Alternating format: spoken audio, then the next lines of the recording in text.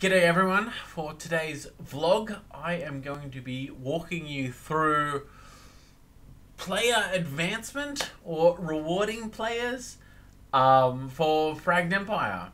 So everything I'll be going through is for Fragged Empire 2, but this is fairly applicable to the other Frag titles as well. Okay, so in a classic role-playing game, you would be gaining XP and gold as you advance through a game. Okay, and then XP is then transformed into levels, and then levels give you a bunch of different abilities, and then you get gold, and gold is then turned into items, or you can just loot items directly. And when you level up, you get lots of different stuff. It's a really big thing. And often items are a little bit more incremental. So that's a classic role-playing game path. The way the Frag does it, though, is a little bit different. Okay, so Frag has actually broken things up into more than just those two paths. And the advancements in Fragged are smaller and more incremental, okay? And a lot of this is designed to aid customizability, not only in how characters are created, but also as an incredibly powerful tool for GMs in crafting their campaign, okay? And I think that this system, which I'm going to walk you guys through, is one of the most powerful and unique systems of Fragged. And I think it's just, in terms of... anyway, let's just jump into it. So the 5 different groups in Fragged roughly are, you got levels, resources, influence, knowledge, and spare time points, okay? So in a nutshell, the super quick lightning touch on each one. So you level up every 3rd session. That's how you get a trait. There's no classes in Fragged. Then you got resources, which are allocated to give you sort of personal combat power. So weapons and outfits are that primarily comes from resources. Influence is gained from creating connections with NPCs throughout a game. And it's primarily spent on your spaceship. Okay, so you've got more influence, you end up with a bigger spaceship. Then you've got spare time points. So this is usually a bit of a trickle that you get in, 1 per session. And this is spent for all the minor misc. Okay, it's how you spend your downtime. So it could be for modifying your equipment, adding a scope or a laser sight to your gun. It could be for healing, getting surgery. It could be for getting like extra toolboxes, or it could be done for research, which then leads to knowledge. Okay, and knowledge. So all players start off with a little bit of, all PCs start off with a little bit of knowledge, but you can acquire it through the game. And slightly more powerful and weirder options come from knowledge. Okay, cool. So let's walk through all of these one at a time, and then I will. Sorry, I'm just taking some notes. Then I will walk through some GM advice. Cool. Also, you'll notice that the graphic design is slowly starting to take form. I'm gonna flick through the book and you get to see it's all still a work in progress, but it's getting closer to the final aesthetic that I'm looking at. I just want to show you guys some where were they? Some pages that I was just working on the other day. So this is the NPC ability table. So when you're building your different types of NPCs, henchmen, troops, skilled, or a nemesis opponent. And then this is how you build NPC spaceships. So I've redone this system in Fragged Empire 2. So that'll be another vlog.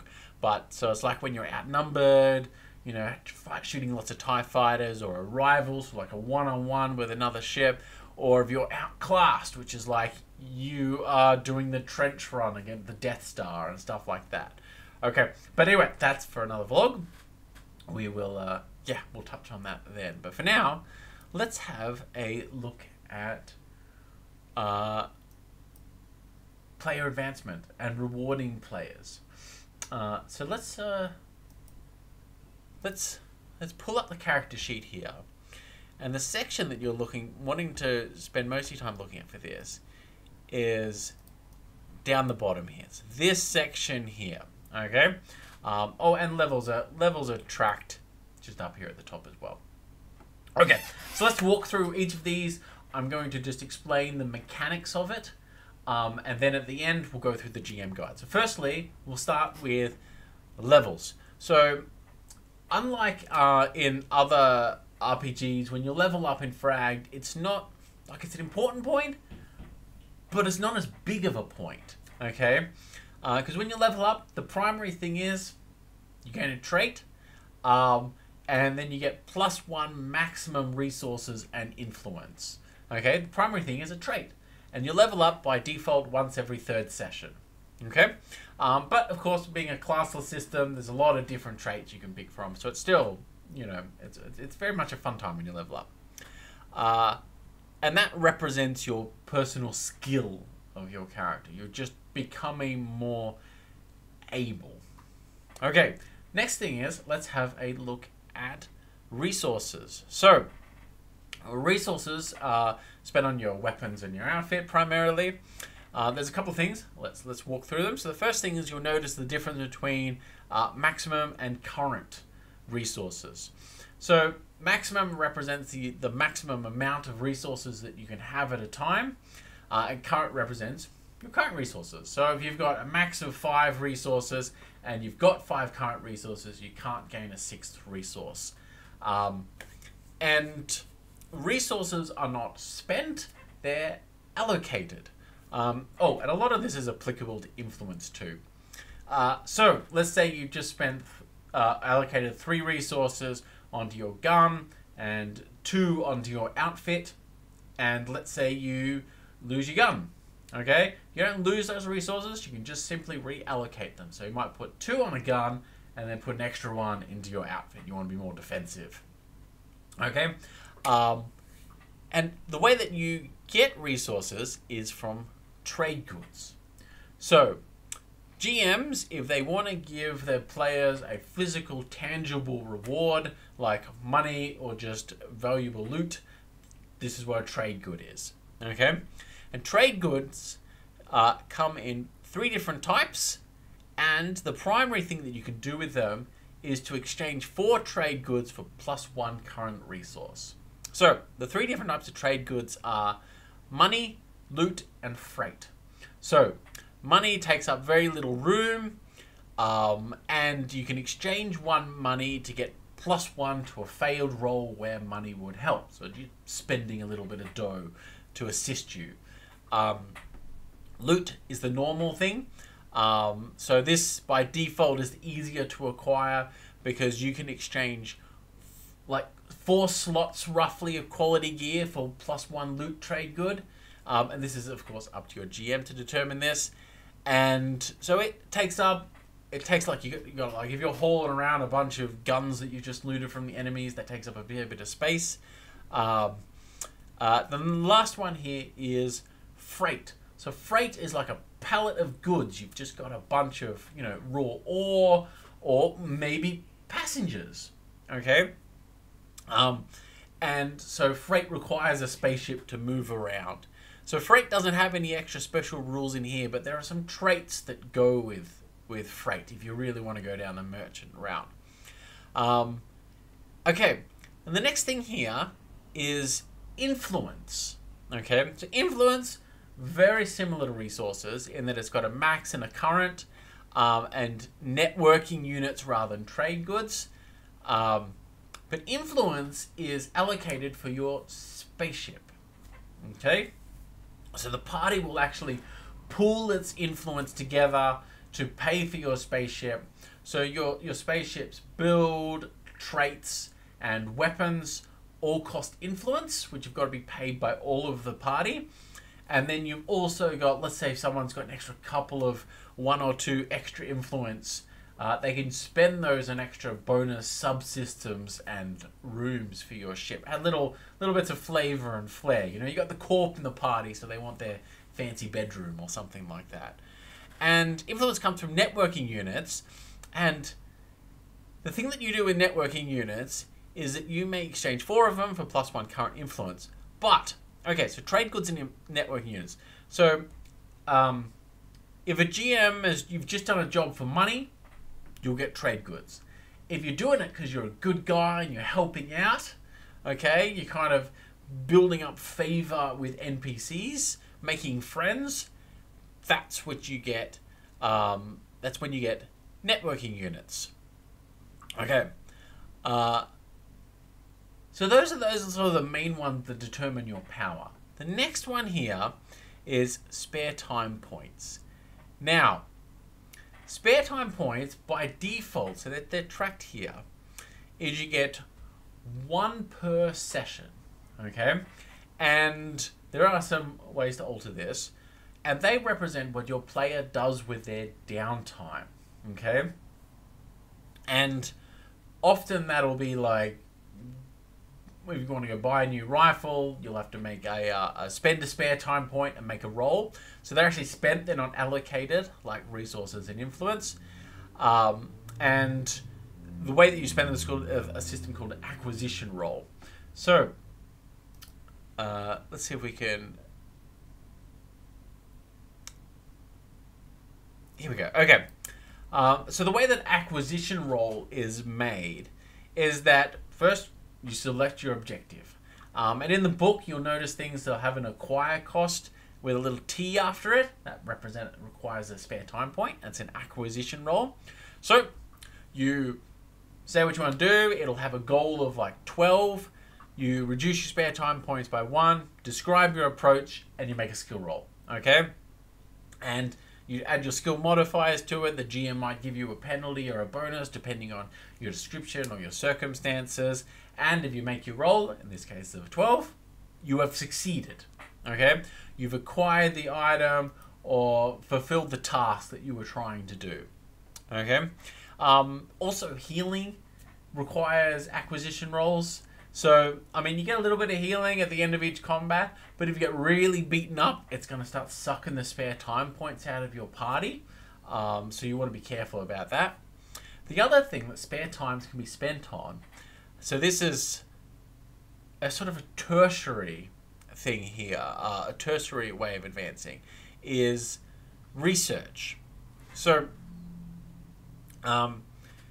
research, to acquire a point of research, requires a spare time roll of a 12, okay? And you gain 1 research unit. And once you've got 4 research units, you can acquire a point of knowledge. Now, knowledge can also be spent on, like, to learn a new language and stuff like that. But the primary thing that knowledge does, and all players start with a little of it, is that it's spent on powerful and unique options. And so let's say it's a way of slightly limiting players from taking just too many exotic choices. Like if they just really want to take all the really weird choices or all the really powerful traits, they can't take too many unless they are like a dedicated scientist character. The scientist is going to have access to a lot more of that. And it's a way of slightly capping that. And it's a way of, you know, it's a really difficult thing to explain. But you know how, like, the best way to illustrate it, I think, is when you've got a player who just takes all of the really strange choices, okay? Like, they want to fly, they want to take the experimental gun, they want to take all of the, like, the really powerful edge type traits. This is a way of slightly curbing that character, because characters who take too many of those choices can become a bit unwieldy, not just for the player in question, but also for the GM. So this is a way of saying, okay, I want you to take a few of them because you start with some knowledge. But if you really want to take a lot of those choices, then you need to actually make an investment in your character. So you're going to need to take specific traits and spend your spare time points on making research rolls. Okay. Cool. Okay, so that's all the different sort of tracks of advancement. It's primarily level, resources, influence, spare time points. Okay? With a little bit of side stuff with like knowledge and things like that. Cool. So let's have a look at how the GM can go about using these to alter the tone of their campaign. Okay? So, in the book here, you've got the different sorts of ways that people are rewarded. Okay, so as your players grow in competence, so the standard rule is +1 level per 3 sessions. Okay? With an optional rule here of completing a momentous task may accelerate the rate by 1 session. Okay?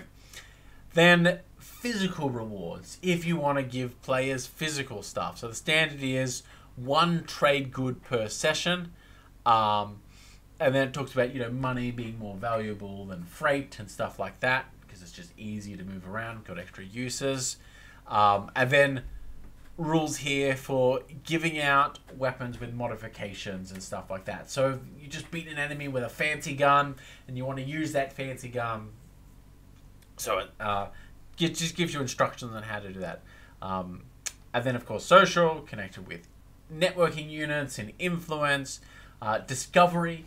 So if your players have discovered a really exotic, strange, potentially alien artifact, then you may give them free research rolls. So it's sort of a way of encouraging your players to explore. Or let's say your players do a big lot of downtime. They just finished a big mission. They want to take a couple of weeks off in like some sort of comfy location. So the standard rule is 1 spare time point per session. But if they have a long periods of in-game downtime, they may gain an additional spare time point. So these are just guidelines on for a GM. Here's what a standard game of Fragged looks like. Here is the middle of the road progression path, and if you're wanting to run a game with giving a certain type of reward, this will tell you how to do it. And you start to see from this a little bit is that I want to encourage players to take different types of choices. I don't want players to always be just money orientated, for example. So let's say they really chase down money. They're always getting paid in lots of money. Cool. They get lots of money, trade goods, and they get their resources up to their max. But then money starts to become not as valuable. Sure, I can give them +1 to a failed roll. That's handy for making those really difficult acquisition rolls. And it's nice to have, but there are other things. There's sort of other ways of progressing. Or let's say you want a party that's really nice guys. They go and help those frontier colonists and they answer the SOS beacon despite it might be a pirate trap, and they're helping people. Helping people who really don't have a lot to offer them except their goodwill. That's going to reward them with lots of networking units, okay? And networking units are also super useful, and they will end up with a really nice ship. Because ships in this game are sort of things that almost transcend money, you know? Because they need not just the people on it to keep them running, they need lots of different stuff. Okay, anyway, won't get into that too much. Well, let's say your players are like, we just want to point out into the unknown and just see what's there, discover the new and the weird, okay? Then they're going to be making lots of free research rolls, which is going to give them knowledge, which means they're going to get more powerful trait choices or the weirder weapons and stuff like that, okay? Or maybe they'll expend those knowledge or get extra languages. So which then extra languages helps them discover more. Sort of this feeds into an engine there. Or let's say there are people that you got a party who they want to be cautious. You know, it's just our job. We're all a bit beaten up. Let's stop for a while, okay? Or let's have a nice home base, a safe place where we can just go back and rest in. That sort of approach. They're doing lots of downtime. They're being cautious. That can be rewarding in that it can give them additional spare time points. And spare time points, as we're about to cover, is the way you set the difficulty of a game. Okay, so in the book here, I've got this spread here. And I know you look at it and you're like, what the hell? That's a 3-axis chart. How complicated is this? I'm trying to sort of give people a bit of a glimpse. I want to give GMs a glimpse of the potential of this system. Okay? So using this guidance is a great way of sort of just intuitively running through a game and knowing just, he's sort of laying out how to do it. This spread here shows you the potential of what you can do once you really start to get good at fragged rules. As a GM, this is how you craft your campaign from a mechanics point of view. Can fit a different sort of style. Okay, so I've got these 6 example types of campaigns and then showing them on the axis of how much that campaign should focus on resources, spare time points, or influence. Okay, so a standard game, which is this little white cube, is right in the middle of all of those. Okay, but let's say you want to run a Space Marine game. So big guns and bigger armor. This oversized shoulder pad infested adventure will see you mow down hordes of enemies as you unload a barrage of puns and one-liners. Okay, so the rules for this sort of a campaign is you have no influence, you're not about your spaceship, you're not about helping people for goodwill, and +2 max resources. Okay, so you're all going to have big equipment. Okay, standard reward rate is 1 level per 3 session, so it's pretty normal there. 2 spare time points per session, and 2 money trade goods per session. And so what this means is, so spare time points is the way of defining the difficulty of the game, because it's used for healing and upgrading your gear little bits and stuff like that. Is that this is, you're going to run into every game, all your players are going to be fully healed at every fight. They're going to hit their max resources rather easy. And, you know, it's kind of this easy mode, big, you know, it's good for like shooting lots of stuff. Okay? So if you're the GM in this sort of a game, just throw hordes of stuff at your players and have fun with them mowing it down. Okay? Next one though is, let's have a look here at if we were to run a survival horror game. So that's a little magenta one down here, minimum of all.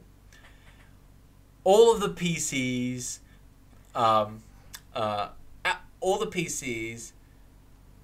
best have a backup character ready, because they won't all survive this jump scare ridden adventure against a seemingly unstoppable foe that you can never quite get a good look at. So this is like your Alien, the first movie. Okay? So special rules are for this one is max resources do not increase with your level. So you're always just going to have your basic armaments. No influence. It's not really about a spaceship. It's more of a personal character-driven game. All NPCs have +1 crit damage, that makes every opponent nasty. PCs die when any attribute is reduced to -2. So normally be -5, so your PCs usually, they get maimed, but not likely to die. This one, they're likely to die. Reward rate is 1 level per 3 sessions. Standard, 1 spare time point per 3 sessions. So a third of your standard spare time points. So every roll is going to be really important. And 1 item with modifications, misc item or free research acquisition roll without a workshop per 3 sessions. So it's sort of it's more reliant on loot. Okay, so it's going to be a touch more loot there for people. In the book, I've also got rules for detective style game or space explorers. You know, very Star Trek-y style, very ship heavy, but everyone's still just running around with a little pokey phaser and normal cloth clothing. Or grand space opera. You know, big ships, galactic politics, and stuff like that. And hopefully this is to give. I want to give GMs not just. It's supposed to be a hint at what you can do and a guideline for running a different sort of campaign within the Fragged setting, or if you want to use the Fragged rules but have use a different science fiction setting for it, or maybe your own one. This gives you a bit of a glimpse into how to do that. Yeah, cool. Okay, so that pretty much covers it. I could go into a lot more minutia about all of this, but I'll just end with a quick summary again. So, level is for the competence of your PCs. Resources is physical combat ability. Influence is for your spacecraft. And spare time point is for misc and healing and how you spend your downtime. Cool. Okay, so if you guys have any questions, let me know in the comments below. Hopefully I've covered everything. And yeah, take care.